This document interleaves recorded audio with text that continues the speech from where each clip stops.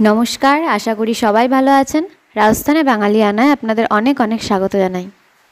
গতবার আমরা দীপাবলি পালন করেছিলাম রাজস্থানের বাড়িতে, আর এবছর রয়েছি কৃষ্ণনগরের বাড়িতে।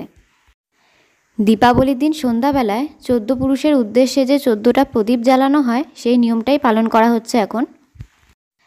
তাই এই পুষ্পপত্রের মধ্যে 14টা প্রদীপ সুন্দর করে সাজিয়ে নিয়েছি।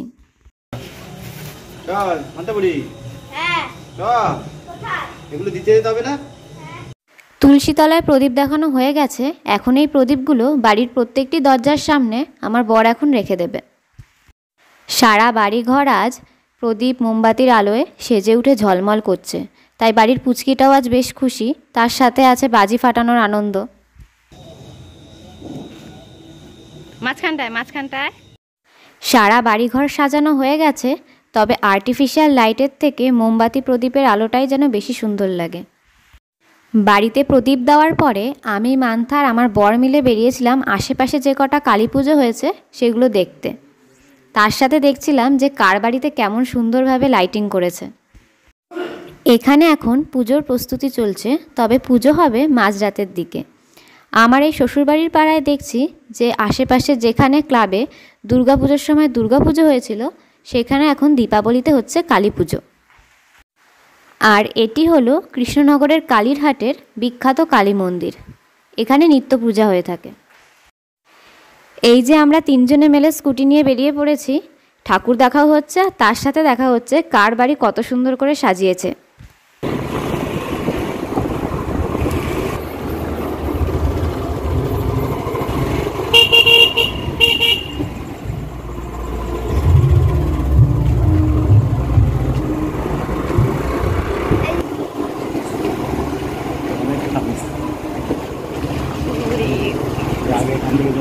হ্যাঁ, জল নিতে আসতে আগে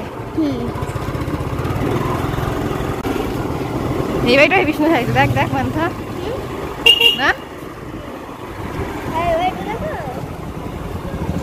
ও এই দেখ ঠাকুর পুজো হচ্ছে এখানটায়। হ্যাঁ, এটার কথাই বলেছি, বড় একটা পুজো।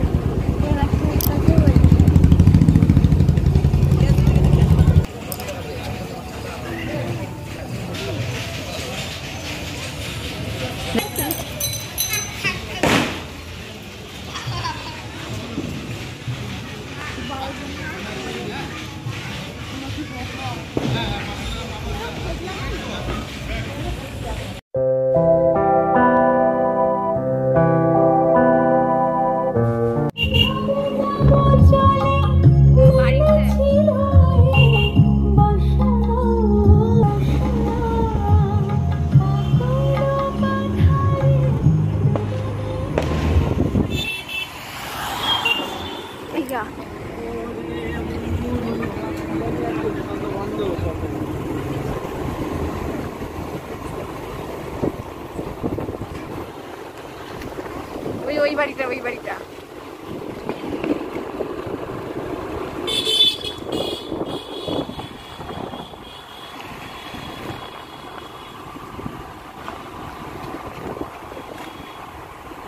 নতুন লাইটিং।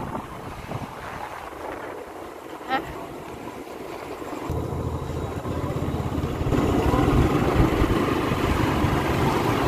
এই মোমবাতি দিয়ে সাজায় যে, এটা সবথেকে বেশি ভালো লাগে না? লাইটের থেকেও বেশি ভালো লাগে, কিন্তু যে বেশিক্ষণ জ্বলে না, বন্ধ হয়ে যায় কিছুক্ষণ জ্বলেই।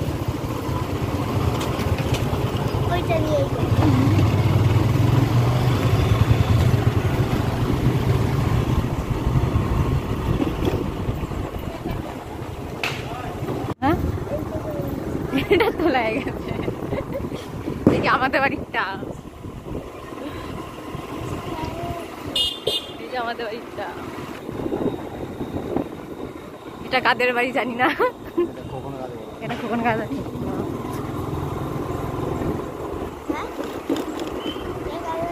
এটা সেই ফার্ম হাউস না কি বলো?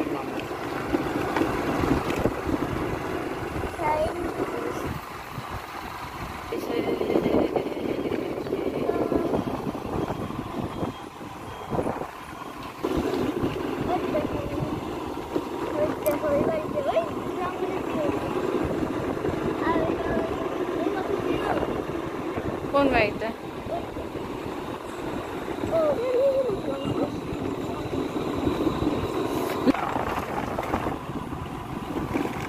হেবি সুন্দর লাগছে এখান থেকে।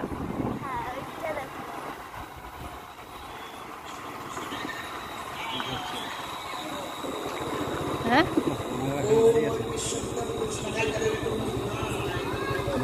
কাকা দাঁড়িয়ে আছে। চল চল চল লাগে চল।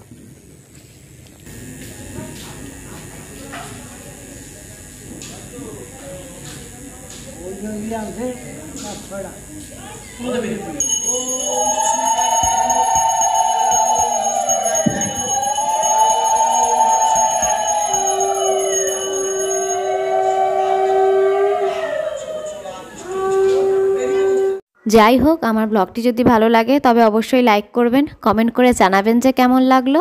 আর আমার ব্লগ আরও দেখতে চাইলে অবশ্যই চ্যানেলটি সাবস্ক্রাইব করে পাশে থাকবেন। দেখা হবে খুব শীঘ্রই নতুন আরেকটি ব্লগ নিয়ে। সবাই খুব ভালো থাকবেন, সুস্থ থাকবেন। আর সবাইকে জানাই দীপাবলির অনেক অনেক শুভেচ্ছা।